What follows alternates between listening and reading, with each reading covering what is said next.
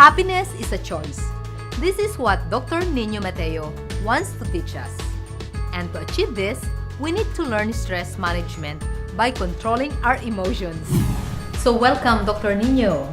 Thank you. I'm happy to be here. I'm sure everybody that everybody would like to look and feel young. So what's your secret? I enjoy a lot in my life right now. I have 3 daughters. I enjoy my work and currently I'm on leave as well, so it gives me more time to pursue other things. But probably a lot of letting go, a lot of focusing on things that you have control over, and letting go of those things that is really not helpful in what you want for your life. It takes effort, but it pays well. Yeah. Pays off. Yeah. When you were a kid, you came from a happy family lifestyle?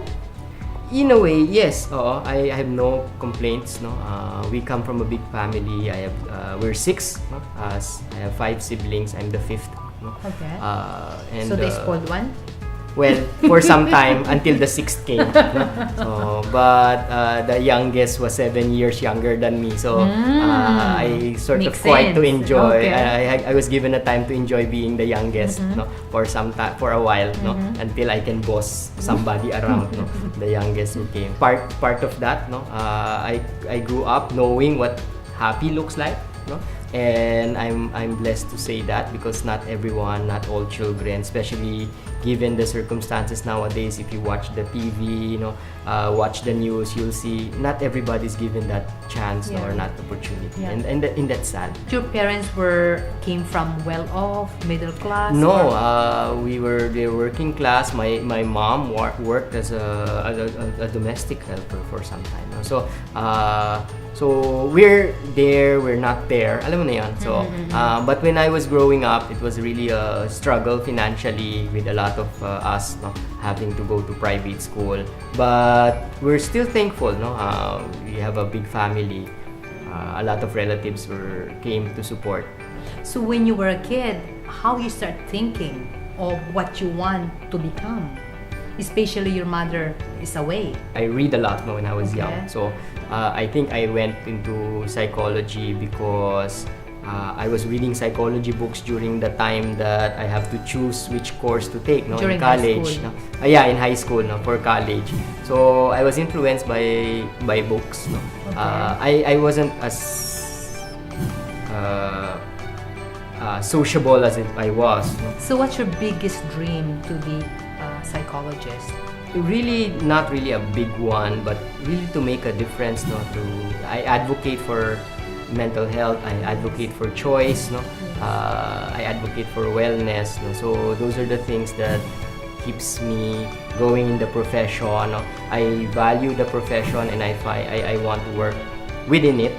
To make sure that we maximize the fullest potential of what we could offer to other people and to the Philippines. Why that's so important to you? I think I see in my practice and in school how having a good mental health allows one person to experience the fullest potential of life. You mentioned that to be happy, 50% is genetics, 50% through experience. It's really about learning with what is it that you can control and what is it that you can't. So, and evaluating whether going for these goals that you have is worth it, given the consequences that it might have.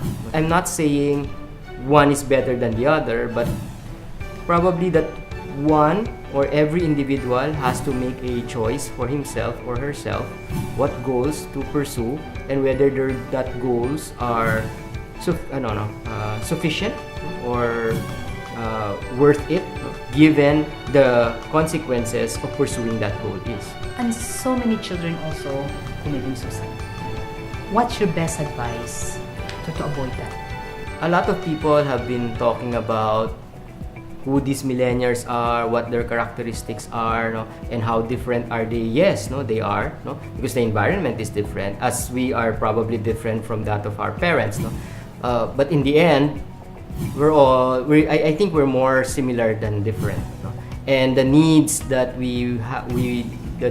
our needs, no, and those of the millennials, as we call it, their needs are almost the same, no. They need a nurturing environment, no. They need satisfying relationships, no. They need freedom, no, to pursue their personal goals, no. So regardless of when you are born, no, these innate needs that we have, no, stays. So what's your best advice to parents? Give your children that environment, no, conducive for growth, no. Give your children, allow your children that environment that fosters relationship. But most teenage boys like boys or men, like they're so conservative, or they keep To themselves. things to themselves. So how to open that up? We tend to not reach out, no, especially when there are Questions problems or doubts, questions, yeah. no. That should be fostered very early on, no. That open communication among parents. Sometimes if you're too old, it's too late, no. So Okay. for me, it's really to start early, no? So to establish those bonds, no, to establish those environments very early on. So it really starts from home. Yes, of course. That instead of us parents telling to their children what we want for them, but more on how can we support them. We're not going to say they should not do it or they should not do that. But I guess that communication, that support is mutual, no? So both of us should grow, no, in our activities, no, Yeah. and not just one. Yeah. So it's really building relationship. Well, it all starts there and Yes. ends there, I guess. Yeah. Well, thank you very much, Dr. Thank you. Nino. Amazing. Thank you. Every success has its struggles. Every dream has its trials and tests.